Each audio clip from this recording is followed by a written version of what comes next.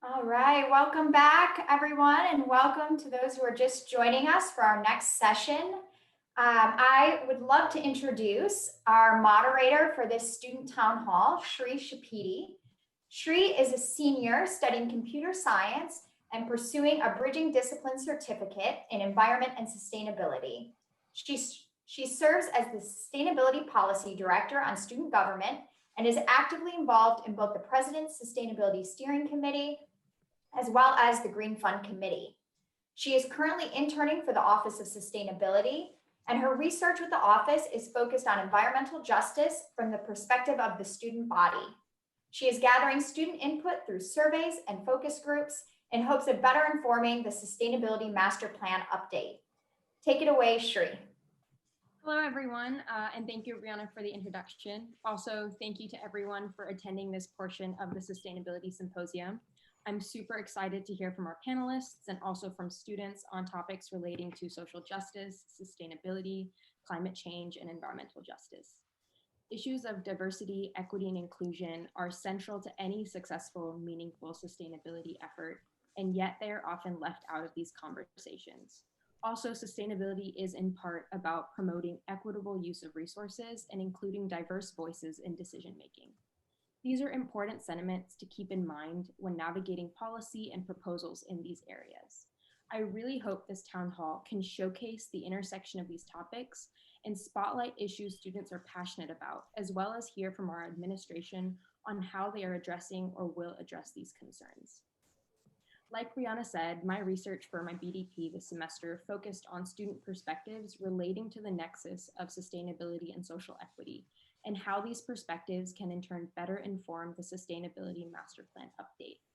Conducting focus groups with students for my research and also serving as the SG Sustainability Co-Policy Director has really helped me understand student sentiment and shape the questions we're going to discuss today.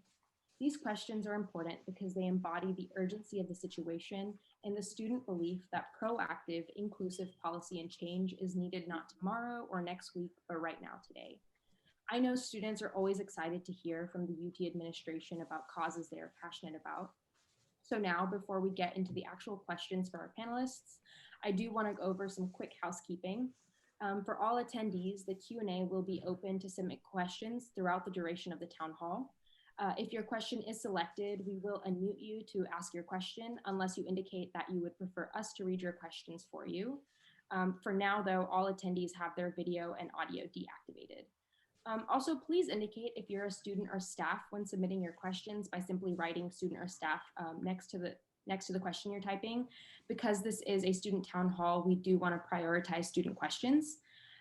Note that you cannot ask a question anonymously at today's session. However, you can provide anonymous feedback about campus sustainability through the Sustainability Master Plan feedback form on the Office of Sustainability's website.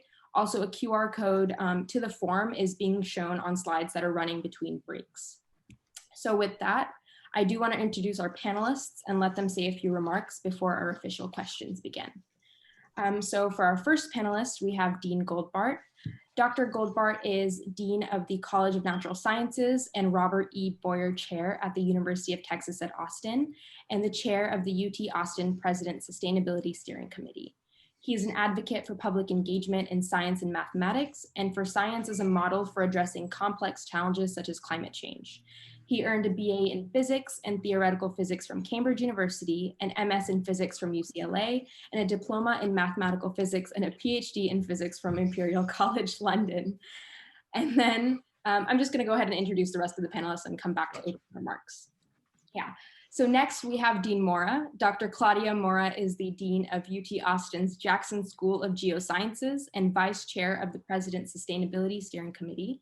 Recognized nationally and globally for her expertise and professional service, she is a past president of the Geological Society of America and has been appointed as counselor to the International Union of Geological Sciences. Dr. Mora earned an undergraduate degree from the University of New Mexico, a master's degree from Rice University, and a doctorate in geology from the University of Wisconsin-Madison. We have some very accomplished panelists today. And then lastly, we have Daryl Bazell. Mr. Bazell is the Senior Vice President and Chief Financial Officer, or CFO, at the University of Texas at Austin. He came to UT Austin in 2016 from the University of Wisconsin-Madison, where he served as the Vice Chancellor for Finance and Administration for 13 years. Prior to his role at UW-Madison, he served the state of Wisconsin for 18 years in various leadership, budget, and analyst roles, including the Secretary of the Department of Natural Resources. So with that, I'm going to hand it off to the panelists for their opening remarks. So why don't we start with Dean Goldbart? Sure, thanks very much, Sri, and it's great to be here and to be with everybody. Thanks for your engagement on what is perhaps the most important issue for humankind and for the globe. Great to be here. I spoke earlier today, so I'll be very brief now, and I'll just touch upon 3 points. First of all, I think the focus on not just sustainability, but its intersection with diversity, inclusion, and equity is really encouraging and important, and I'm delighted to see that. I think we should all really be bound by that vision. So thank you, Sri and others, for taking that perspective, which I share thoroughly. Secondly, I'll say that in the era of this pandemic, there is a sharp, understandably, a very sharp focus on public health, locally, nationally, globally, of course, and I don't think that's going to go away. And I think we should harness that focus on public health and again see the intersection between public health and sustainability as a vital and important theme. And we should harness the power of the moment to advance sustainability whilst we also advance the cause of public health.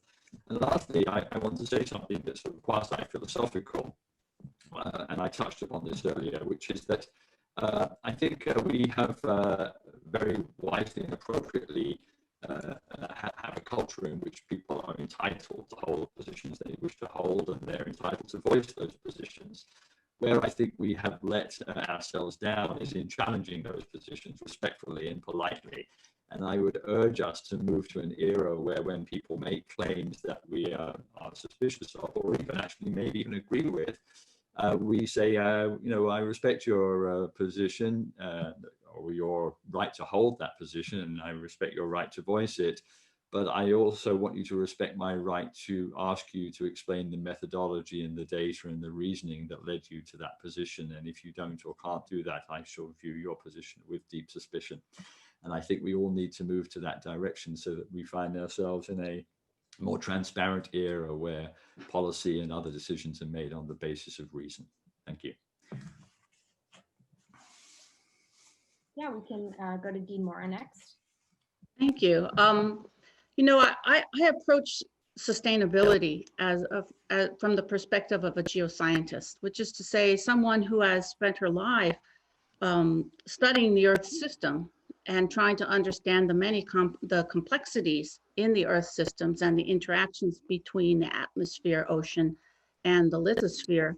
And consequently, I have an inherent understanding of what we know and what we don't know still. Our knowledge on these systems has really expanded tremendously in the past decades, and this is really going to enable us, I think, this enabled us to recognize that climate change was occurring, to quantify it, to compare it to the rates of change in the past, and also to begin to quantify the carbon flows within the system. So the first and foremost thing I think about when I think about sustainability is developing the knowledge that we need to address the systems that we are trying to work within. The second thing I think about, of course, is as a geologist, many of us are involved in mineral and water resources, and in resourcing not just the current generation, but in future generations. And so again, I have an understanding of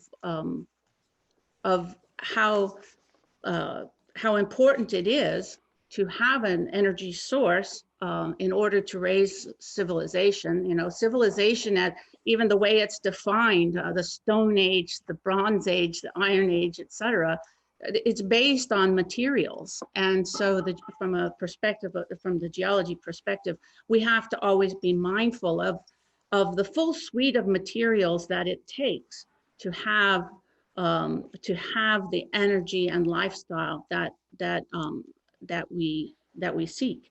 And finally, because I'm a geologist, I'm aware that we're a global system. And so I always worry in sustainability. I worry very much that the actions that we might take in our particular circumstance may not really may not really be respectful of challenges faced in other parts of the globe where other resources are available and the economics of the situation are very different.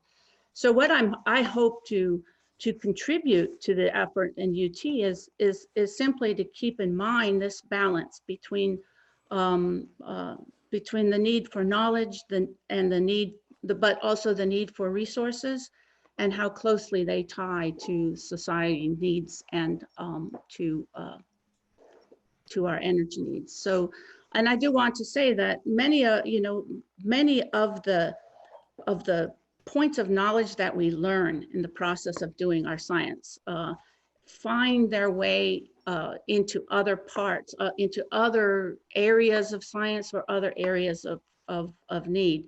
So as we were exploring for fossil fuels and we had to develop the drilling technologies. As we developed the horizontal drilling technologies that enabled the shale gas revolution, we were also understanding the fracturing of rocks and the movement of fluid through the rocks. And this information is essential to understanding how and under what circumstances we can actually sequester carbon dioxide, for example, in the subsurface, but also is the basic technology that would be necessary to develop geothermal energy. So I hope, I just hope to keep people looking at the larger system, looking at and to keep a focus on the resource needs of every type of energy. It's quite complex. So thank you. Mr. Bazalt, do you have opening remarks? Great, thank you so much. And I'll be very brief because we want to hear from students and hear their ideas and respond to them appropriately. So let me just offer a couple of things. First of all, thank my fellow panelists, not just for being here today, but for your ongoing leadership around sustainability, and to your colleagues on the committee for your fine work and leadership. Of course, a shout out to Office of Sustainability, which is part of my portfolio, for the great work that you folks do each and every day. Really just want to offer two kinds of thoughts. One is about values, and the other is about the changing nature of how we address the issues of sustainability. Within my portfolio, as you probably know, Sheree, as being a part of it, we adopted 6 values: diversity, innovation, integrity, stewardship, service, and teamwork. And we deem those values to be so important. They constitute the entirety of our strategic plan. We think the values need to set a strong foundation for how we think about and do the work as we, within the Financial Administrative Services portfolio, supports the many needs of the campus. And of course, we're financial stewards, we're stewards of our infrastructure, our many resources. And so we touch this institution in so many ways. And the way we think about our work, the way we need to work with others, those values are so important and foundational. And so as I think about that, I think about how we want to evolve the campus sustainability framework. I love the intersections that you folks are calling out, particularly with this emphasis and focus around diversity. And so, as you know, within our portfolio, we define diversity as being diversity, equity, and inclusion. I don't want to talk about that in any real length in my opening remarks, but certainly happy to address that, if there's a question. I'll also observe that for staff, and I represent the largest portfolio of staff, for us to do our best work in support of the many needs of this institution, that happens when there's a good intersection between the institutional values and our own personal values. And for me, as a kid who grew up in the 60s and saw lots of change in political and racial and social strife, we're in that moment again. And I'm glad that we're trying to take on this important issue. Of course, in my opportunities to lead a state natural resources agency and impact state and national policy and practices. I'm really encouraged by the conversations I've heard this morning and the direction that we're moving in. But as I made reference, as things change and dynamics change, I think we need to stay the course on this particular value around diversity and the ways we might define it. As a skeptic and someone who lived through the ebbs and flows of change over many decades, I would submit that we might not be talking about diversity if it was not for George Floyd, right? And so a little skepticism there, but the encouraging part is, frankly, that with the changing demographics in this country, I think these issues aren't going to go away. And we need to find ways to address them in ways that, of course, intersect with sustainability as well as many other matters. The other thing I'll just make reference to that, again, is something we wouldn't have thought about a year ago, is how COVID-19 impacts us, not just in the moment and the negative aspects of that we're trying to overcome, but also think about it in terms of the opportunities it presents to ourselves. I spent a lot of time with our HR and other staff trying to encourage things like flexible work schedules. Well, all of a sudden we all had to go home real quick and send lots of people home. And guess what we discovered? We can effectively accomplish a lot of our work at home. And so we don't want to go back to business as usual. I think the new normal will be some sort of hybrid.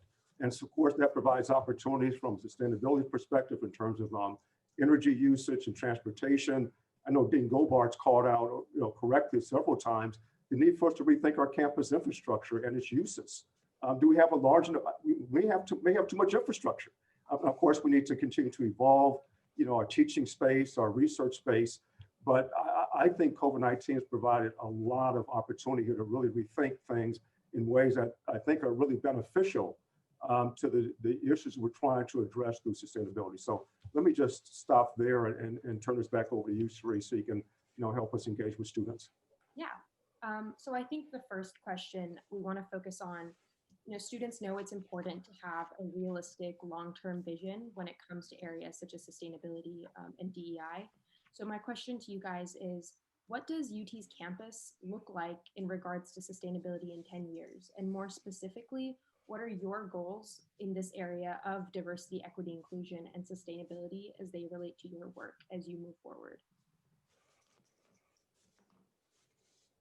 I'll offer a quick thought just to get the ball rolling. Of course, we want to hear from our deans on this, these really, really important issues. And I'll just go back and emphasize, some of what I was saying a little bit earlier. What we think is important from a sustainability and even a diversity standpoint, not so much 10 years from now, but even a year from now, may look different.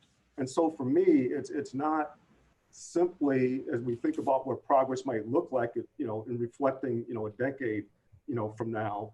It's about how we commit and the systems and processes and values that we adopt to help navigate. Can we be nimble? It's long past time for us to update our sustainability plan itself. A plan that's 4 or 5 years old is an old plan. And so for me, it's really about how we approach the issues and accountability and transparency around it that I think are most important.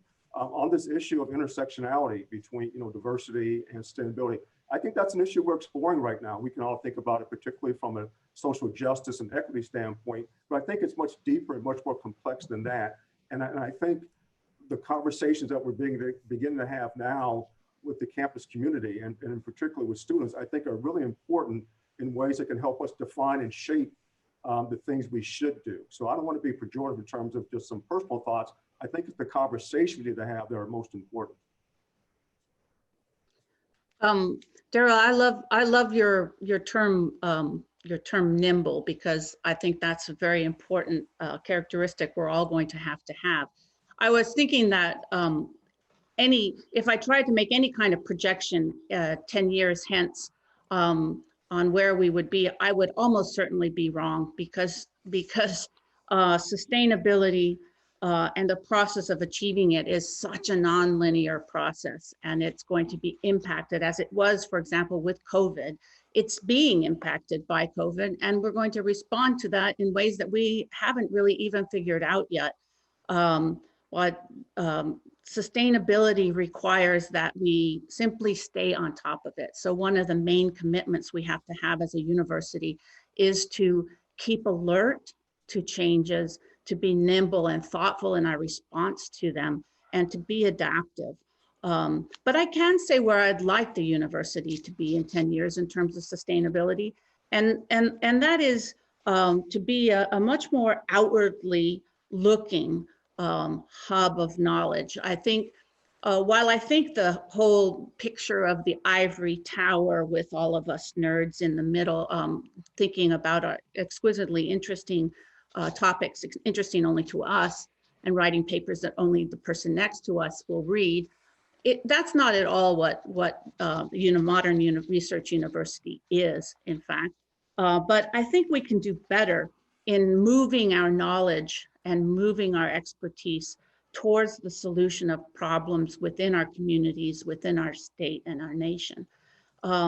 There's a real drive these days to move towards what's called convergent research, which is truly not just taking different aspects of your own science, but truly multidisciplinary, truly reaching across natural and social sciences and humanities to draw expertise to reimagine and to think about how we can much more holistically address the complex problems that we face.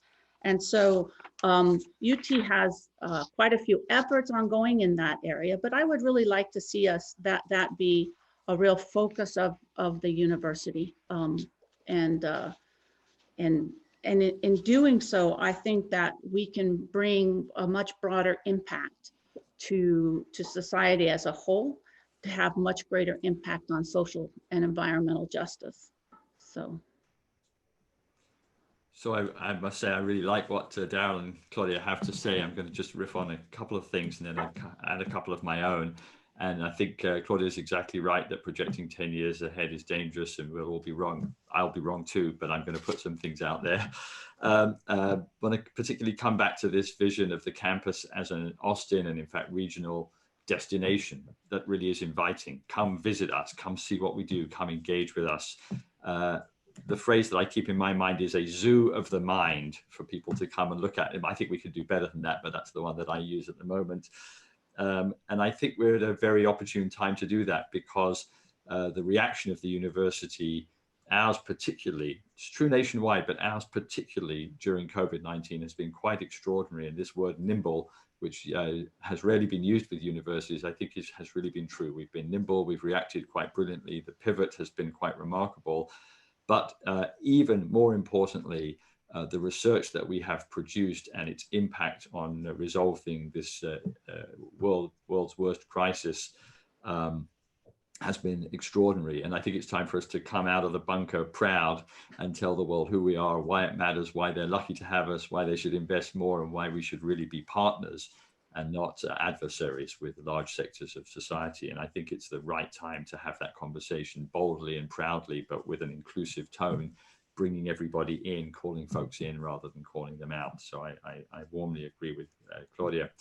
Daryl's point about better usage of infrastructure, I think, is really important. And I'm delighted to hear that we may be freeing things up, because I'll happily take them and use them for CNS, Daryl. Thank you for that. But I'll just put a few aspects on the table.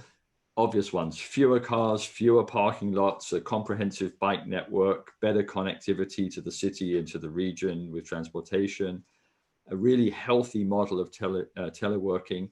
Teleworking isn't for everybody. There are plenty of people for whom personal circumstances make it not advantageous, and we have to respect that too. And we have to find a balance with job applications as well, where we don't find ourselves taking advantage of people who have a wing of their house to do their work for us in. So we have to think carefully about a disruptive change, but a disruption with justice. And we have to think through disruptive justice quite carefully.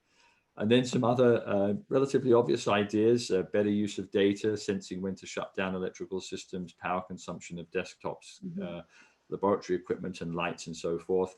I, for one, wouldn't mind raising the temperature that the air conditioning works to. I don't mind working in a slightly warmer environment. I'm amazed how cold it is in the US. You have to come to work with a sweater on a hot summer's day. I never really understood that. So Daryl, turn the temperature up a bit. And then I will tell you a little secret of academia, that the person who travels the most wins. I mean, there's a kind of sense in which the more you're traveling and the less you're actually in your lab, the better, in my case, scientist you are. And I think we have found that we can get away from that, and we can do an awful lot by Zoom. And the impact of the university's carbon footprint by decreasing travel for research, for engagement with stakeholders, and for development, I think will be significant, and we have to actually actively work towards that. And lastly, just a word about diversity and inclusion. For me, of course, and for everybody, I think diversity and inclusion is not just about numbers and about fair representation, it's about power. And we have to have diversity in our power and influence as well as in our raw numbers, because that way, in the decisions we make that have great influence, we will be faithfully representing the full spectrum of needs of the communities that we come from. And that's why power must be equitably distributed, and we have to work towards that. Thank you. When I ask students about their long-term visions, they repeatedly express concerns about, climate change and the actions of the world around us to mitigate those risks instead of further exacerbate them. And so I know we touched on this question earlier this morning, but it's a question that's come up again, and I want to ask it again with all of you. If we are moving in a direction of divesting in fossil fuels as a country and a world, what is the plan, if there is one, to divest from fossil fuels or transition to renewable energy and sort of change UT's energy source and financial picture? I know students are interested in just knowing, is there a plan? What does that future look like? If maybe we can start with Mr. Bazell. Sure, and I think we know the answer already, right? There is not a plan. So let's start with where we find ourselves today. I really like the comment that Dean Gorbach made in the last session, though, and I'll say it a different way. We don't know when that moment's going to arrive, I think was the point he's making, but I can tell you where you can find change. You can find it on a Google map, actually. It's found the intersection of preparation and opportunity. And so, let's push on the issue. Let's define what needs to be done. Let's find those moments when change can happen. But I think the other thing we need to recognize, and I had to come to terms with this, growing up as, and I think I was your age, Sri, very idealistic things. I want to change the world yesterday, right? And I made the choice to become part of government and higher education. And I recognize that change, lasting change oftentimes is more incremental, right? And so we are talking about a big lift. I'll just give you the financial numbers. If you take a look at things that we invest in now, we always think about the West Texas lands, right?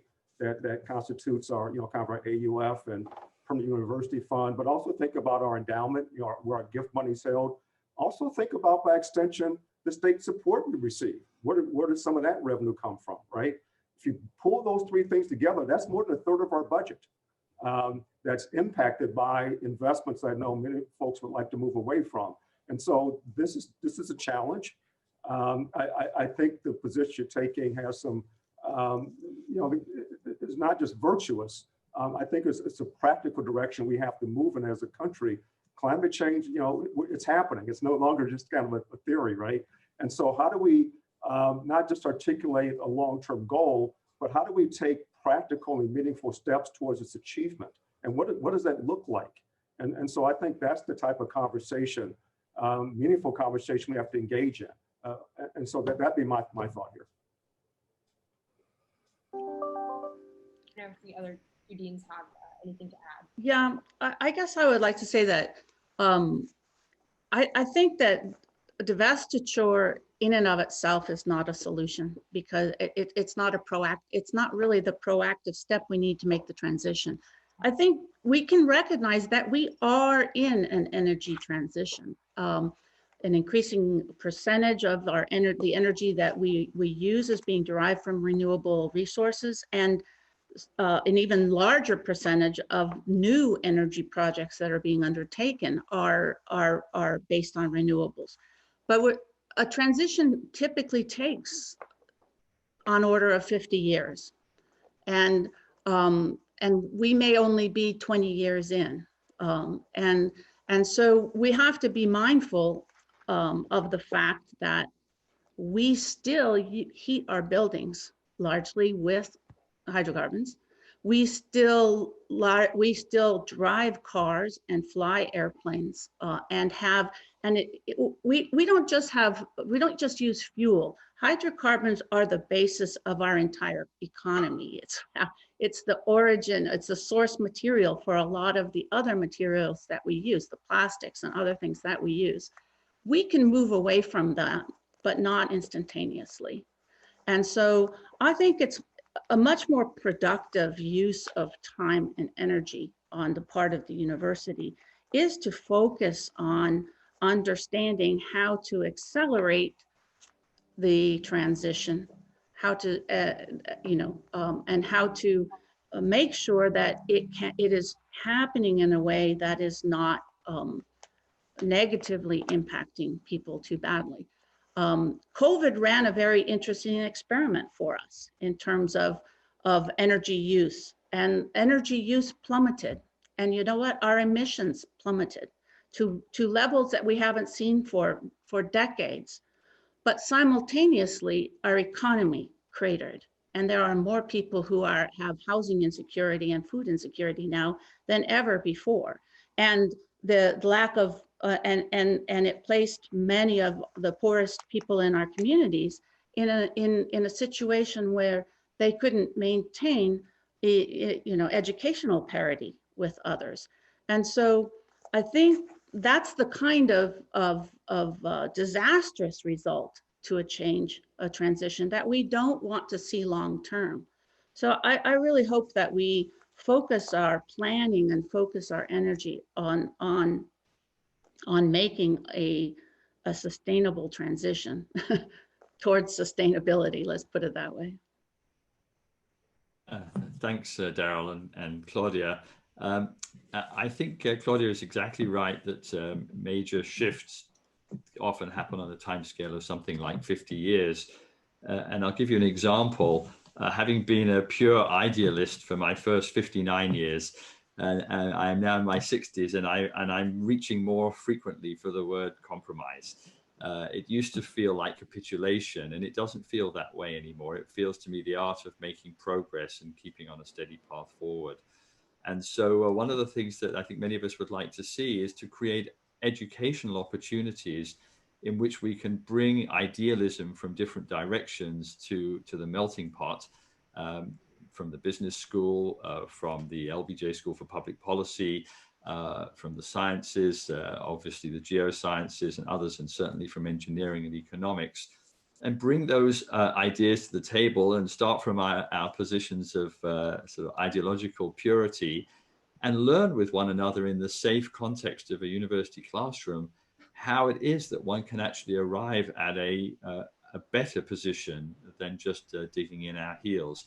And if we can learn to do that in the safe haven of the classroom where the stakes are relatively low, we can go out empowered into the world to make institutions change in positive directions, perhaps more successfully than if we are ideologically purists.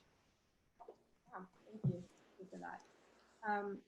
I guess the other sort of the common thread I've been seeing with students is that students believe that UT doesn't necessarily have an outward culture of sustainability and equity, and that change they believe needs to come from the top down.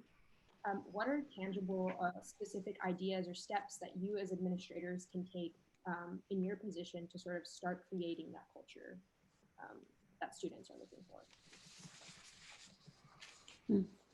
Maybe I could start with this one. So all of us who have leadership roles have one of these in our daily lives. You know, we have the microphone. And I think sometimes we forget that, but we have numerous opportunities, often several per day, to express our vision and our thoughts. And I think what works is a constancy, is a consistency to stake out various positions and think deeply about them and understand why one's holding them, but then to cling to them and to stick with them and use every opportunity or almost every opportunity just to infuse them consistently into the discussion.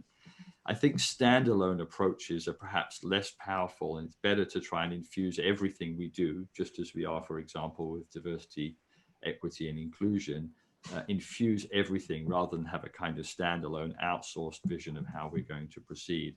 So I think so it is with sustainability. We need to be consistent. We need to articulate our vision. I'll say that in the College of Natural Sciences, we haven't focused on sustainability. We've focused on diversity, equity, and inclusion, and on the quality of undergraduate instruction. And I have been very pleasantly surprised that by being consistent and repeating my vision and my expectations and providing structures to enable people to enhance their performance, you see progress not on a timescale of 50 years, but on a timescale of 18 months. And perhaps it can be so with sustainability too. Yeah. I'll offer a thought. I think Paul's exactly right. We have the megaphone all day, every day. And what we say matters, and we need to use that. I think he's also right in the idea that we don't want to segregate or segment this issue as an isolated issue. It needs to be, I think the word used, infused in everything that we do. One suggestion here that, I took a look at the sustainability plan, and I love everything I saw in it. These are all things that are right. These are all things that are part of sustainability that we need to address over time to make progress. My one critique, though, would be that when you have a smorgasbord, you sometimes lack focus. And so I'm wondering, as we make progress and define the next iteration of our direction, you want to be inclusive enough so people can see the issues they care about and have a passion for in the document. But the question becomes, are there a subset or some bundling of some of these that we can hold people like me more accountable to, right? And so I worry, sometimes too many goals means you don't have any real focus. And I worry about that a bit. And it's not to, diminish the importance of any aspect, but I'm trying to see if there's a little different balance we can strike in ways that's going back to your earlier question about what looks different 10 years from now. There actually are some very tangible things that we really committed to across the institution in a very, fundamental way that helps transform us. And I don't know what those things are. I think we learn those through conversation, but that just be one thought here, and just in the way we structured, what I think is a good document. I guess what I'd like to say is that, when I started here at UT on February 1st, and let's just say that I have demonstrated that I was not responsible for bringing COVID to Texas. It came on its own, and slightly before me. So it was a pretty wild spring, frankly, between COVID and the response to COVID, and a real social awakening about race in our community. And I think one of the things that struck me, as this was for me a return to academia after being at a national laboratory. And what struck me, stepping back into academia, is that during this time period of COVID, we spent hours, the Dean's Council and the administrators in our college, we spent hours thinking about and worried about the impact of this disease on students, not just on student education, on learning, but also on their mental health, on their security, and in other words, we were very concerned holistically with the environment that students suddenly found themselves in, that we suddenly found ourselves in, because I'm even older than Paul, and I don't remember a pandemic like this, and that really changed, I think, the way that we wanted to address our students, and similarly with the murder of George Floyd, and this racial awakening. Students were demanding more face time, more time to talk about what they saw as an environment that was not supportive enough of racial equity in our department. And certainly in geosciences, we are the least diverse of all the natural sciences. I think that there's a lot of reasons that go into that, but we had all of these changes really drove a desire for not top-down changes, but for the top and the bottom to get together. And not just bottom-up changes, but to get together. And we've had quite a few more series or seminars. You want to call it seminars? We have quite a few activities that we're doing now within our college to just simply get students and faculty and students and administrators to talk more about themselves, about their goals, and about their aspirations, and about their fears and equity. So I don't think that, I actually don't think that this is going to be a top-down change. I think that we're better off by having the top and the bottom meet in the middle and work these changes together. So I wonder if I could just add a little, because I think what Claudia's touched on is so important and so thoughtful. In many ways, I think the pandemic has been a great leveler. It's also promoted inequities in very important ways, which I'm not going to mention right now, but I think we're all aware of. But I think instead of this rather hierarchical structure, we have all suddenly been confronting the same tsunami. And I think whilst I wouldn't wish that on any community anywhere ever, it has brought us together and helped us see that we are less hierarchical and we're all vulnerable and we're all part of the same community.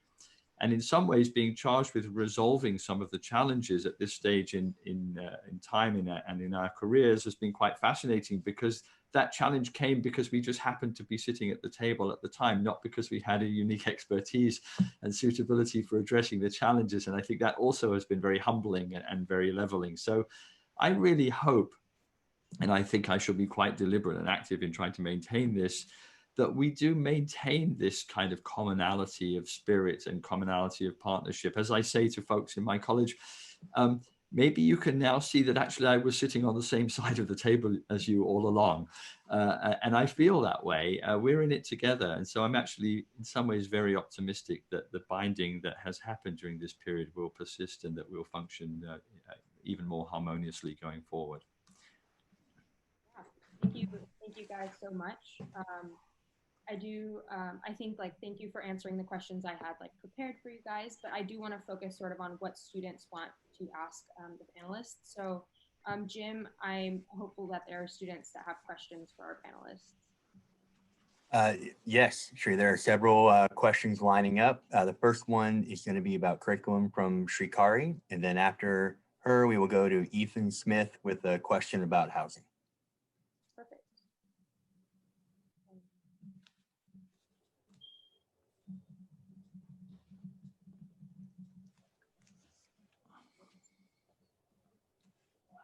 Navigating Zoom. We're going to unmute Shrikari here, and she's going to ask her question. Thank you. Hi. So my question was, does UT plan to incorporate social justice into its curriculum, and if so, how? I think I'll let one of the deans start off with this, since it is focusing on curriculum. So I would be happy to. This idea and request really became very visible during the summer, during a process that the College of Natural Sciences found itself undertaking, which we called an action team approach. And what we did was we tried to move away from a kind of demand and response mindset to really a partnership of ideas. And we also were very sensitive, or tried to be very sensitive, in not trampling over existing structures and communities who were bringing ideas forward. So our attitude was, bring everything you have to the table through whatever means you have: student groups, staff groups, faculty groups, departments, labs, and so forth. But also we'll open up a separate channel that you're welcome to bring your ideas forward to. And then we harvested all this input, and it was quite massive. And we invited a community of people to work with us as an action team to sift through all the ideas and kind of triage them into things that were easy and cheap, things that were easy and expensive, things that were hard and cheap, and so forth, figure out what could be done and what should be done. And then that action team has come forward with a really vibrant, exciting report. The main lesson of which is that we're actually doing 2/3 of what was hoped for. We just weren't communicating it. So that's, I think, a lesson for all of us.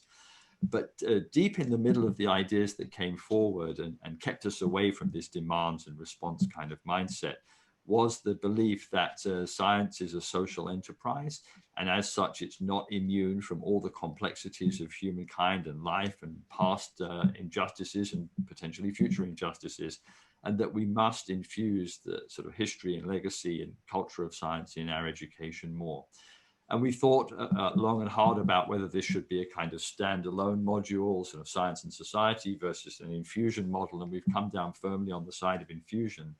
The challenge with infusion is sustainability. You may find an instructor who buys into it and understands it and is willing to spend time on it, and then the next person who comes along may sort of just not really quite get to it. And so that is difficult, and we're going to have to find mechanisms to keep that sort of pressure in place.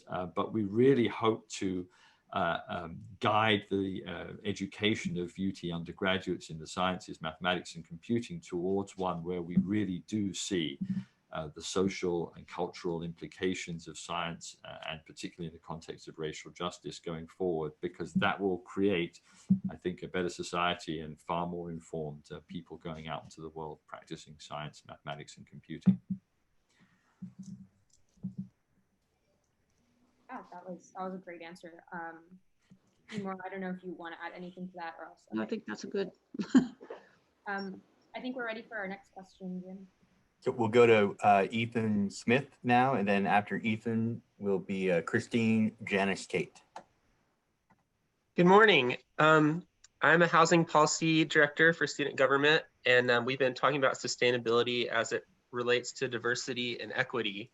And so I've also been thinking about this in terms of how it affects UT's housing policy and long-term strategy. And I was wondering, I think we have a strategy right now that some of the graduate housing, the prices should become more market rate, which would be dramatically higher than what they're at because they've been very low for decades and decades. And what I think is that this might change the cohort of students that live there. If you have a bunch of graduate students on very low fixed incomes while they're graduate students, how are they going to be able to afford market rate? So I think you might see a different cohort, maybe more international students. So what is UT going to do sustainably for this cohort that may be displaced? I'm happy to take a stab at that one. Housing is not one of my units, but I'm very aware of the conversations and certainly involved in some of the decisions around infrastructure and financing. And so Ethan, great question, but let me expand your question a little bit to also touch on undergraduate students and also, I'm sure Dean Gobard and more also think about junior faculty. Our community is becoming less and less affordable. Even during this recent COVID era, we've seen housing prices begin to continue to skyrocket even more than we've seen the trajectory in more recent years. We're saying we want to make sure all students, and start with undergraduate students in my comments here, they shouldn't have to have enough wealth to live in West Campus to be able to attend UT Austin. We know it costs more to live in Austin than it does to pay tuition. And so we have a responsibility to make sure there's sufficient supply of affordable housing for undergraduate students. We're seeing Riverside being gentrified and students being pushed out to Manor and other surrounding areas, and that's a concern. And so there is an effort to take a look at that issue and for the institution to step up and find and identify and provide more affordable housing for undergraduate students. Same thing for grad students. We compete for the best and brightest grad students, with folks across the world. We have a special responsibility to make sure that housing isn't a financial barrier for our ability to actually recruit them and to keep them here. And that is an issue. I know in recent years, housing's been increasing, graduate student housing about 5% a year.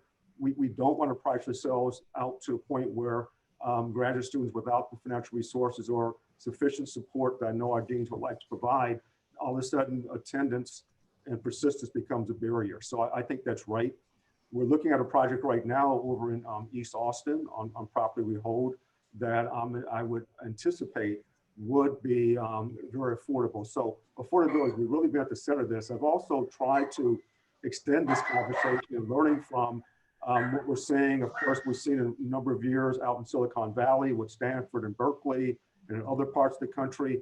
This issue is coming and may already be here with some of our faculty, particularly in the arts, humanities, and social sciences, where again, affordability has become a real issue. And I think these are things the campus is beginning to address, but we need a more comprehensive strategy, I think, to really get this issue over time as we see land values continue to go up and our ability to then purchase and provided housing becomes more and more of a challenge. Maybe I could add a little bit. Thank you very much, Daryl, and you certainly have the big picture more than I do. From the perspective of a dean, I see two things. One is competitiveness. We want to ensure great opportunities for graduate and undergraduate students, and I'm glad to hear Daryl factor in early career faculty too, because we're in a sweet spot right now where recruiting faculty to Austin is still working really well because people just really want to be here, and that's great. I will tell you, I've lived in other parts of the country where recruiting is really, really hard work because people don't want to live where you are. And so that's great. But I think we're entering a phase now where we're going to be losing more than we're winning on that front, precisely because of the cost of housing. And the same thing is true for students. And so I'm very, very pleased to know that we're thinking seriously about this. But I want to add one other piece into the mix, which is the sense of being a community of scholars. And I talked to some of the department chairs in College of Natural Sciences when this issue of graduate housing came up most recently. And I was very pleased to hear them say that they themselves had tremendous experiences living in university housing because it opened up avenues to meet and get to know people in all sorts of different fields who they might not otherwise have met when they're in their basement lab topping up the liquid helium for a low temperature physics experiment. And so I think there's great opportunity for enriching the culture of our community. And one thing I think we don't do enough is learn from one another about the beautiful things we do in research and scholarship and education. And this would provide one mechanism for the parts of the community to come together and really learn from one another. I'll just make one last remark in this sector, which is I was quite struck by an opinion piece in the New York Times this week or last week by Roxane Gay called "Is This Where We Are, America?" And the subtitle was "Some people oppose student loan forgiveness because they want others to suffer too." Some people oppose student loan forgiveness because they want others to suffer too. And I think in our conversations about housing and so forth, we have to be very careful to push back on people who use the argument that, you know, it may be rough, but they had to live through that kind of thing and it just sort of toughens you up. We got to do better than that. And so I found this article quite empowering because of that. I'll put the link in the chat. Thank you. Ready for our next question. Just to keep it. Well, we'll go to Christine Janice Kate next, and then Alexis Briley after her. Okay. Hello, everyone. Can y'all hear me? Yes. My name's Christine Januszkiewicz, and I've been a climate activist on this campus for a few years now with an organization called Students Fighting Climate Change. So as a climate activist on this campus, I have seen many paradoxical stances from our university on the reality and severity of the climate crisis. We go from hosting symposiums like this and having professors speak on the climate crisis to be the biggest existential threat, to also hosting active climate deniers like Alex Epstein and investing millions into the fossil fuel industry with no movement towards a tangible plan for transition for divestment. Many students see these actions as sustainability image driven. Could you please speak on this paradox and how administration could work on building trust with the student body? Great question. I'm going to let whoever wants to take a stab at that go for it. I'll make just a couple of quick comments and give the dean some space to really talk about this issue. And again, none of us have been here for a tremendously long period of time, but I would actually agree with the comment, and that goes to something I said a little bit earlier, that we're not, in my opinion, focused enough and aligned enough around some very core issues. I do see activity that's sincere, that goes beyond the symposium. You heard this morning some report out where there are some legitimate measures of progress in dealing with this issue. But I would agree that we see inconsistencies. I do want to say on the question of speakers, in all fairness, we can't deny people to come to campus to speak if we don't agree with their viewpoint.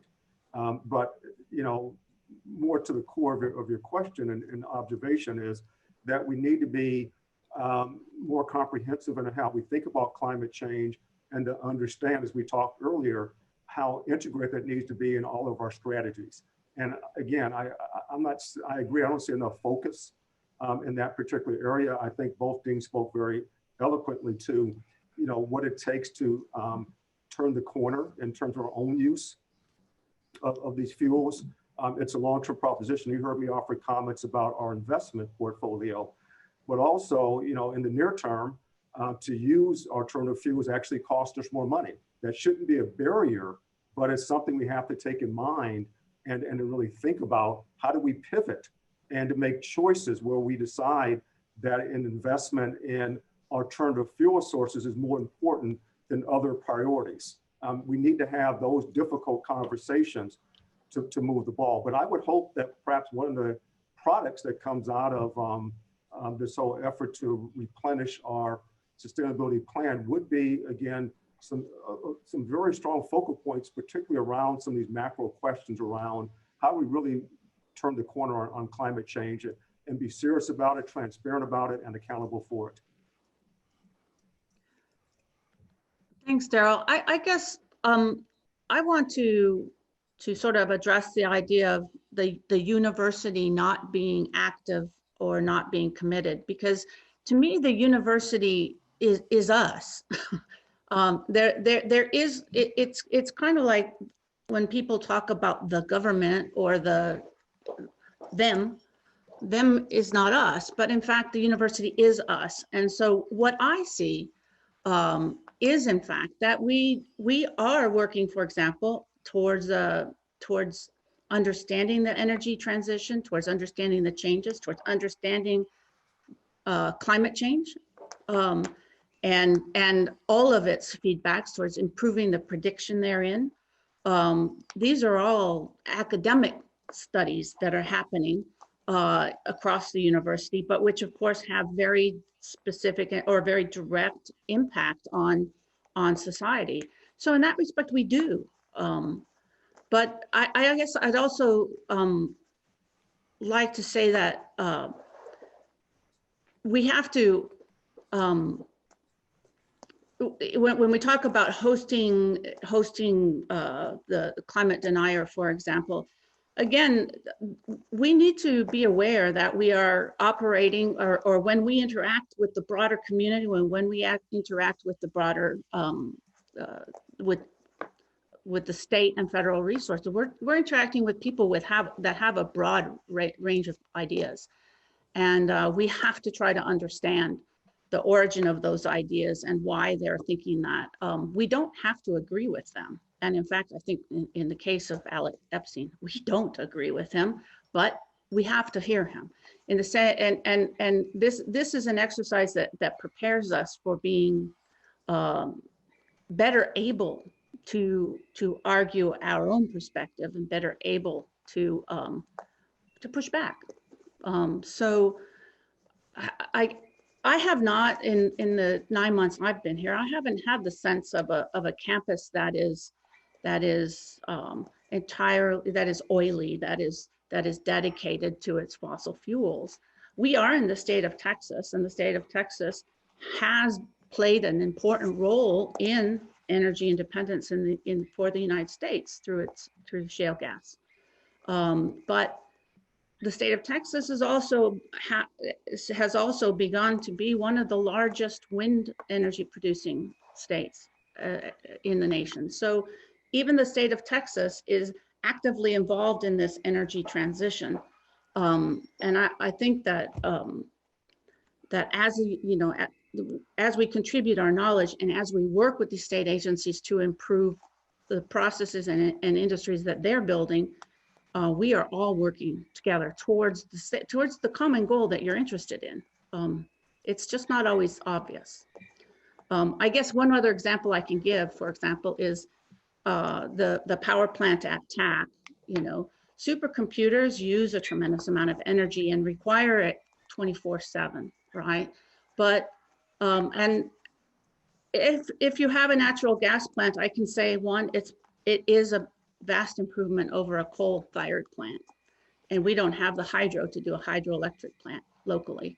But I will say that a lot of the effort that is made with TAC, a lot of the things, the kinds of things you do with a supercomputer, for example, are to try to simulate and understand air turbulence in a wind turbine field and how the turbulence from one turbine interacts and affects the efficiency and the structural integrity of the next one. So the irony you might feel of running a supercomputer with natural gas and having that computer look to or look at how to make renewable energy more efficient might seem strong, but in fact, to me, it seems like progress. It seems like we are using we're taking every means possible to improve to move forward our use of alternative energy. Maybe I could just chime in a little bit and say that I think we're all struggling with exactly the issues that you raised. They're challenging ones. I'll say in my darker moments, I worry that we're in this era of denial of fact and reason, that we've moved from the enlightenment to the endarkenment, and it really worries me. But I will say that I think in the university, my own feeling is that we have to steer a neutral course and determine understanding and knowledge about the world and the way it works. And I mean that in the broadest sense. And that what must bind us and what does bind us is an adherence to reason. I mean, if there's one word that captures everything we should aspire to, it's to be reasonable and to live by reason and creativity put together.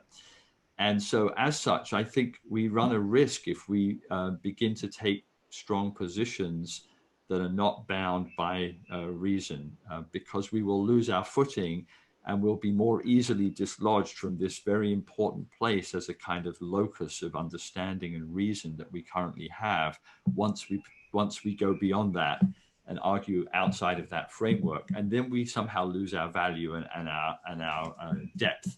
And so I certainly sort of, whilst I'm absolutely happy for students and faculty and others to voice their opinions on all sorts of things, that's very important.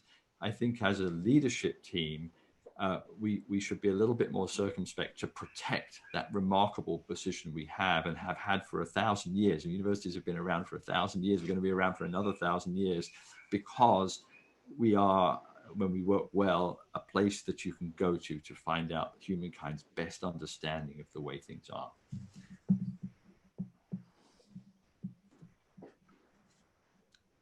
Sri, I couldn't hear you there, but we have Alexis with a question. And then after Alexis, Sri, I think we can come back to you for another one of your prepared questions.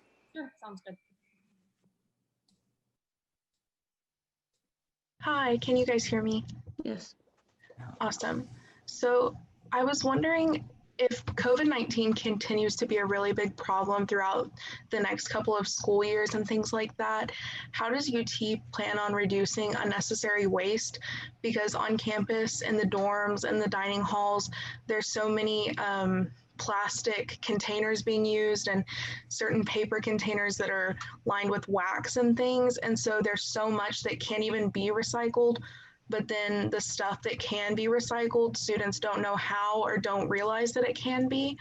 So are there any steps that UT is thinking about putting into place to kind of reduce that amount of waste?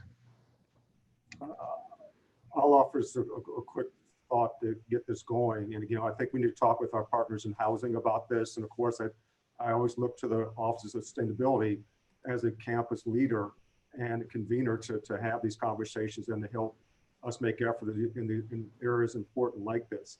I would suggest that our need to do this is neutral to COVID, right? that we should try to find a way to make progress regardless of how long we're kind of in this COVID environment where there's a reduced number of people on campus. So I think this is a conversation we should be having with housing and dining. And I think we all know there are ways to approach things in a more sustainable way that doesn't, and we always think about the cost factor. There are ways to do this cost effectively.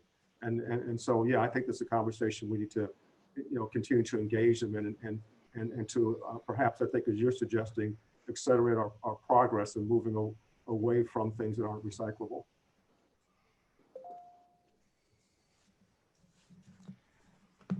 Do any of the deans want to speak, or would you like me to move to the next question? I have to say it's not an area that I've had a chance to engage with yet. I think I would just ask for a little bit of patience, because if you think how long it took for us to understand how to be sustainable in a normal time, and suddenly we're pitched into a time where there's health crises, and it's going to take time to get there. Hopefully we won't have to, because we'll get back to our schemes that work, but I understand the challenge, but it's a lagging process, and it may lag and fade out before we need to get to it. I guess we'll round off with one last question, and that is, how does UT and its administration take ownership and meaningful actions about its contributions to climate change, specifically when it comes to making official statements regarding this area and specific policy? And any of you can. I'm going to say first that I understand the desire for official statements and policy, but in fact, what we do best here is research, and so and create the knowledge that we need to improve our lives. And so, I think I would like it to be appreciated that the vast amount of research that's ongoing on the UT campus that has to do with climate change, whether it's observing it in new systems, quantifying it, simulating it, or figuring out how to predict it better, is hugely important to society in our ability to face this problem and to defeat it. We don't have necessarily we don't have the information and tools that we need completely to solve the problem of climate change. We can address it as much as possible as we learn. We've learned about greenhouse gas effect, for example, but we don't understand, we don't have a good way to quantify, for example, carbon and permafrost carbon. We know there's a heck of a lot there, but we really don't understand the rate at which that's going to be released. So we need knowledge to address climate change, and that is the most effective contribution, I think, the most important contribution that we can make. That and educating students to further these ideas, to learn the basis, and then to use their own creativity to take research or take ideas in a new direction. So I want to say that first. Paul, you look like you're going to jump in. Oh, well, I had written down the things that you said, and I want to echo them because I like them very much. That we, create, disseminate, and educate in precisely the knowledge that is going to empower the world to move forward in these issues. I will say that we do well, but we can do even better with public engagement, because by putting those ideas out there in a language and a style that's encouraging and embracing and inviting, we will create a new citizenry who are able to engage in public policy debates and to act on them as the thought leaders that they will be in their communities, empowered by science, engineering, and more. And so I think it's incumbent upon us to teach brilliantly, not just the people who are inclined towards our fields, but everybody, so that the Texans of the future and others too can enter the world of thinking about public policy informed by reason. And I think that is the biggest role that we can play. The best way to impact public policy is at the ballot box, first and foremost. And second is to be involved directly in the creation of policy. So I know there's a sense on everyone's part that we are squirming and dancing around this issue. And in fact, there is an inherent squirm here. There is a squirm here, right? We are in a state that has for a very long time obtained its wealth from fossil fuels. And I don't think that that makes the state have a terrible history. That those fossil fuels, again, were used to develop our nation and to develop the economy and to support a lot of the activity that now makes our lives and the materials that now make our lives much better. But when the state has a transition to make, that transition is going to be painful. It's going to be very positive in some respects and very painful in other respects. And we deal with the legislature who represent people in the districts that are feeling that pain. And so we have to be, we have to speak openly about climate change, but in a way that doesn't so completely anger. I was going to use the PO word. Doesn't so completely anger the legislature or representatives of people who are hurting now that they vote us off the island. We want to stay on the island of Texas. Yeah, all really, really good comments, but let me just go back to a theme I've mentioned a few times before and some other comments. And that is with the opportunity to replenish and rethink our sustainability plan. This is a vehicle that they can be used. And I look at the chat, it looks like we have 69 people logged in. If I were to ask all 69 people your definition of climate change and what meaningful progress looks like, I'm willing to bet you I get 69 different answers. There's nothing wrong with that. But one thing that would be really helpful here is for us to, again, not just talk about all the many facets of it, but what are the things we're going to focus on? What are things that will tell us a year from now, 5 years from now, that we've moved the ball? Is it continued focus in the research area? Is it in the teaching and learning space? Is it on how we use the campus footprint?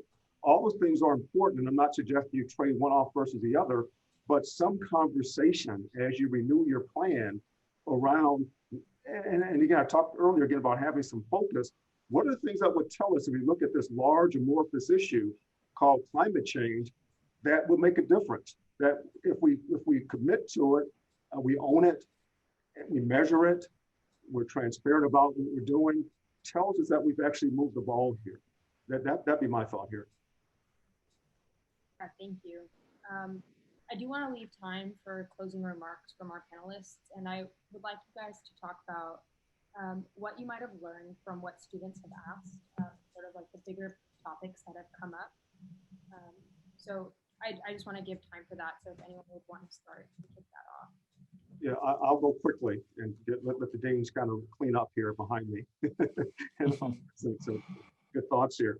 I don't always, oftentimes in my role, have an opportunity to interact with students. And so I find moments like this incredibly valuable. Again, my job is to support the needs of this institution. And the more I can hear from our students in particular, the better job I can do on working with folks in my portfolio across the campus to support those needs. So just even in a very general way, just being able to engage and listen and not just offer thoughts, but really listen to what students are saying just in of itself is incredibly valuable for me. I think the other general thought, of course, is, and it goes to how we think about this question of sustainability. It has many facets, and in the good old days, it was all about simply all about the campus infrastructure, and what kind of fuel are you burning? Are you recycling? We think about this issue in a much more dynamic and much more fundamental way, and I heard that reflected on the chat here today. And so those are just a couple quick thoughts. And again, I just really want to just say thank you for the opportunity to participate. I think these conversations are really, really important. I look forward to future opportunities to participate and engage and to really help advance a common agenda around sustainability. So thank you. Yeah, thank you. I'll perhaps follow. I echo what Daryl said. I'll say thank you particularly to Sri for guiding us through this conversation. Thank you to my fellow panelists. Actually, I really learned a great deal and I've really enjoyed hearing what you had to say.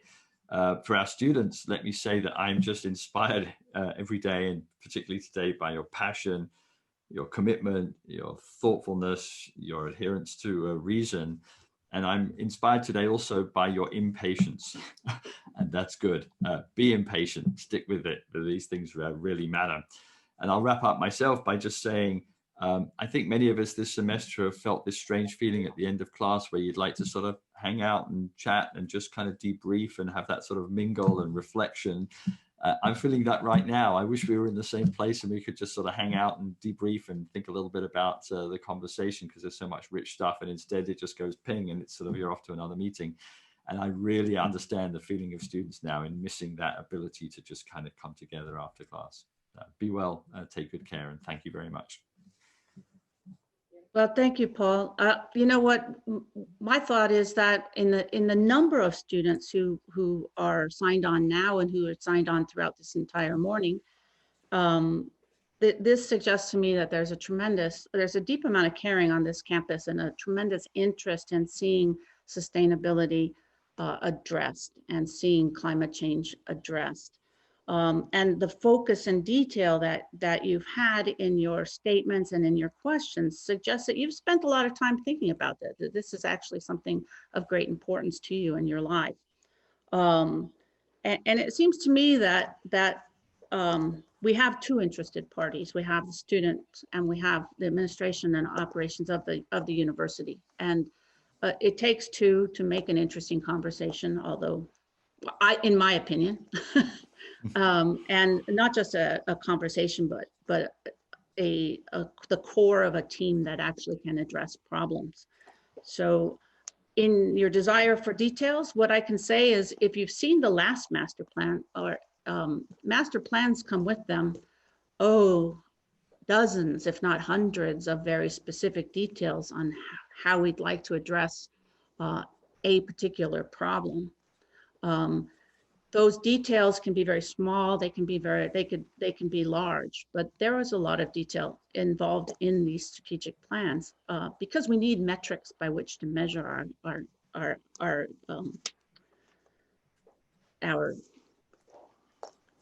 advancement.